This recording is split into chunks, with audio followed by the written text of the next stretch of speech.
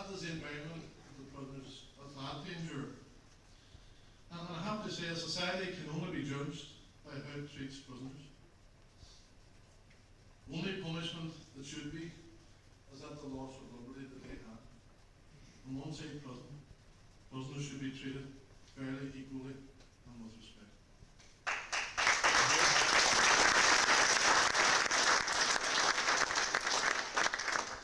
Let me flag up some of the other issues because I think it is important just to share them with you.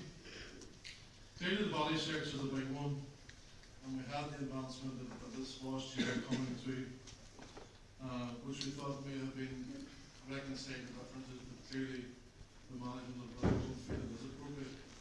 They want something more than that, and that something more is of course self-searching. And we try to tease out, for example, why is it? Well, there could be drugs, there could be plastic knives, there could be something else. You know. It's clearly obvious that anyone who has any inkling of a hooliganism within jail, drugs are not tolerated, and just will not be tolerated within the wings. But there's an insistence that this is part of the rationale in going forward. The other big concern, which was an understandable one, is these prisoners are locked up in their cells now. The only time there will be any association is when they're in this play area at another place they're on. So the free association in the wings that was part of this agreement is not happening, it's not being implemented. You might have won them on. There was to be a gradual increase in the movement, particularly on the wings, that prisoners could associate and speak to one another. There was a prisoners forum, and the prisoners identified this as an important one. But the problem they had with it, that they would have had a governor on sitting on the meeting and feel that they're progressing, but the next minute a different governor came in. So there's no consistency. So all the good work they may have achieved in getting their issues raised, or maybe finding some solace within the system of management, was failed. Delays in medical care was a key fundamental. Medication, cold dinners, interrupted sleep, warders running around singing during the night, rattling things to keep them awake. That's what's happened. The other one that annoyed me considerably was I did in the past accompany prisoners on compassionate leave as a result of the death of a family member. But Damien McKenna, for example, whose father died, the authorities visited his parents' home. They visited the chapel where the funeral was taking place, and led him to believe that he would make it to compassionate parole, and the last man pulled it.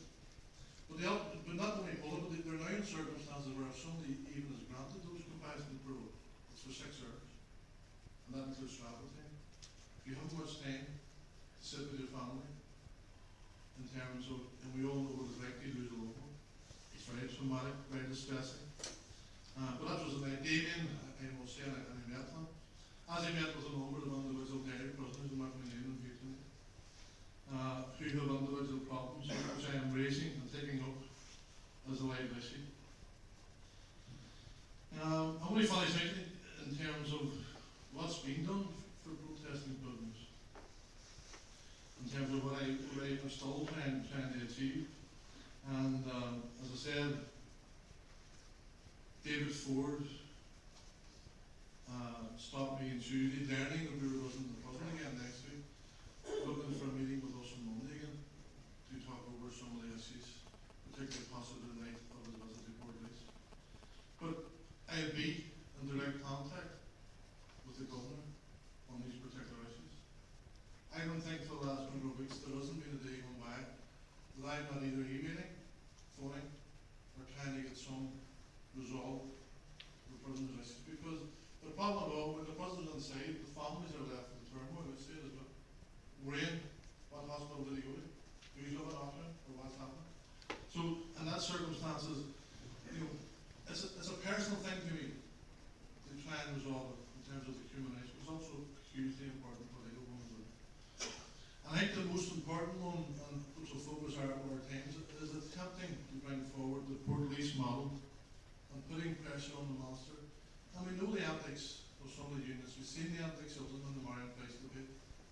They're not an inch.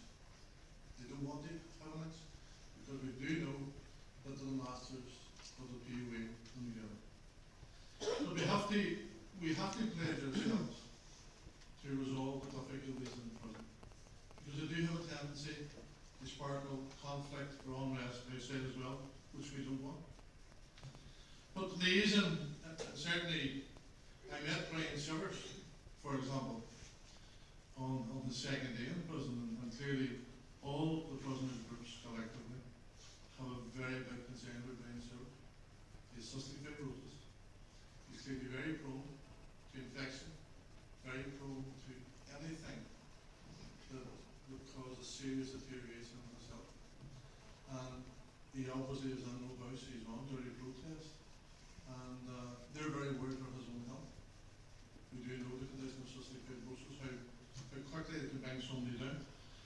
And as they all prisoners are concerned with that. But I think in going forward, I know Father Raymond is coming, my BP also visited mine.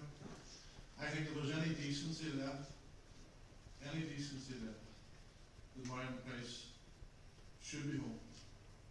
This nonsense about a license being revoked and what circumstances. If they have evidence against it, and submitted this because he is out on bail on charges that's non-related to your license. She's out on bail and knows you get out in Derry court on bail on the circumstances in the city cemetery. The other charge, whether it can substantiate itself in terms of another incident, we'll wait, which is also about.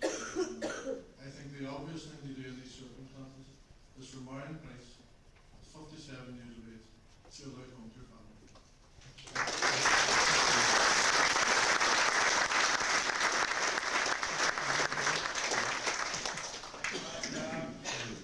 I'd remark there, I mean, it's a truism, sort of that you can measure a society and the level of compassion and concern for individuals by the way that it treats those whom society absolutely controls and the way and has in its custody and the way it treats prisoners.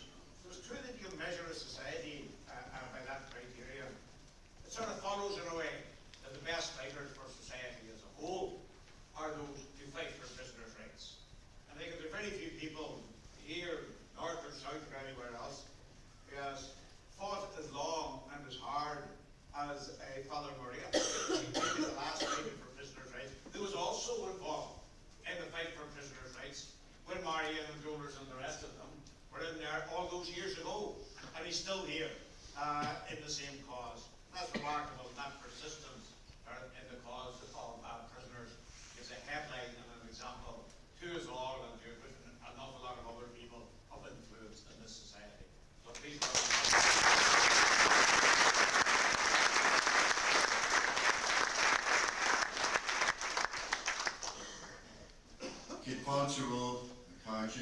thank you for inviting me here this evening. Just to memory goes back to RAMSEY prison, and I became chaplain there in September 1967. You wouldn't think I was as old as that by looking at me. And I remember a time in that early period when there wasn't a single Catholic woman in prison in the north.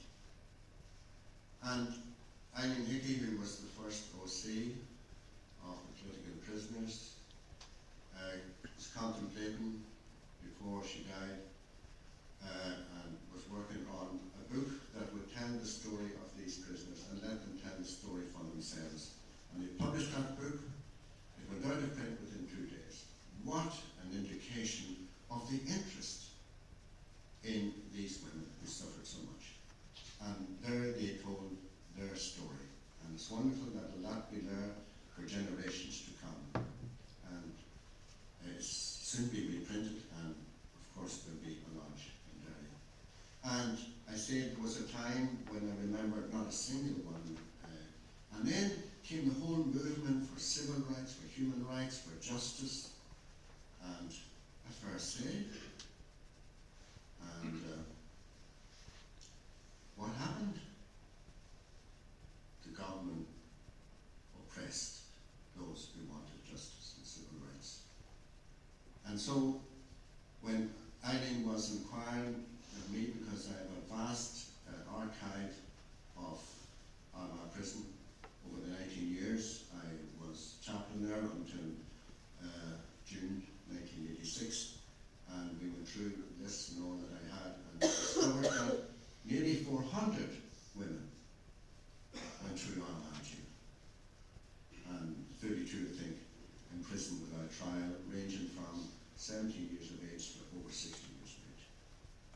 So it was a traumatic time. And if justice had been given, and fair play had been there, and if government had been interested in taking a softer line, would they have suffered so much? And would we all have suffered so much over nearly 40 years? And during that period, of course, MARIAN and Price were prisoners there within the period I was chaplain, and I was well acquainted with them, and it has been a privilege for me to know them so well, as I know so many of the prisoners who always remained. We were all like family, then and ever afterwards. And I think I can count on them as sisters, really. Or maybe a few Mamma Mia's among them as well. But in that period, I became well acquainted with Dollars and MARIAN and with the family, and we've remained friends ever since. And during their imprisonment, as with